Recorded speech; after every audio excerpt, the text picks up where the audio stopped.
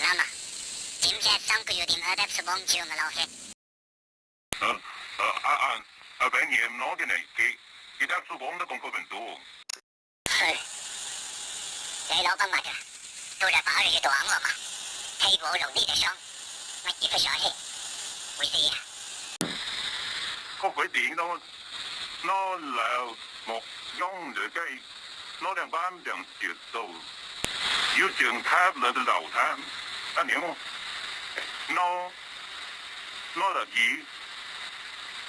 Nó cùng giống mà cây mà em thì dùng thay.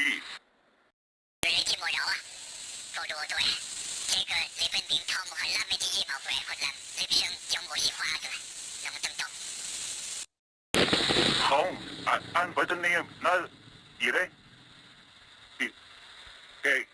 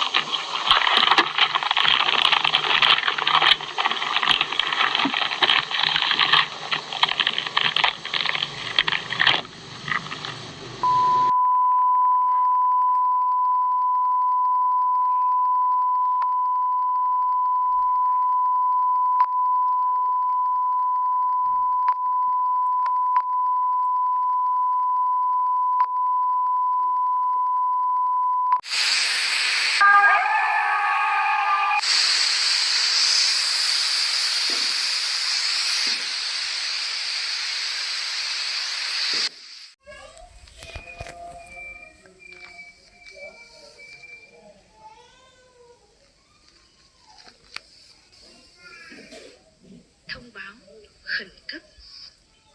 Một số chương trình không xác định đang được phát sóng trên tất cả các kênh, bao gồm hình ảnh méo mó, âm thanh bất thường và các thông điệp không rõ nguồn gốc. Quý vị tuyệt đối không xem các chương trình này, không lắng nghe các giọng nói phát ra từ TV và không làm theo bất kỳ hướng dẫn nào từ màn hình. Hãy chạy đi vui lòng tắt TV ngay lập tức và bật lại sau 5 phút. Hãy chạy đi. Nếu TV không thể tắt bằng nút nguồn hoặc điều khiển, hãy ngắt nguồn điện ngay lập tức. Hãy chạy đi. Nếu sau khi ngắt điện mà TV vẫn tiếp tục phát sóng hoặc hiển thị hình ảnh, hãy rời khỏi nhà ngay lập tức, không nhìn lại màn hình và không trả lời bất kỳ âm thanh nào gọi tên bạn. Chúng tôi đang nỗ lực khắc phục sự cố. Xin chân thành cảm ơn.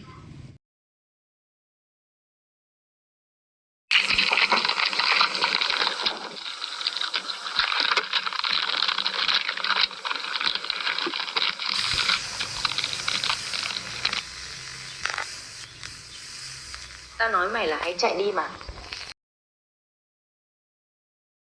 Đây có phải số điện thoại để nhận giấy vào chứ? Mình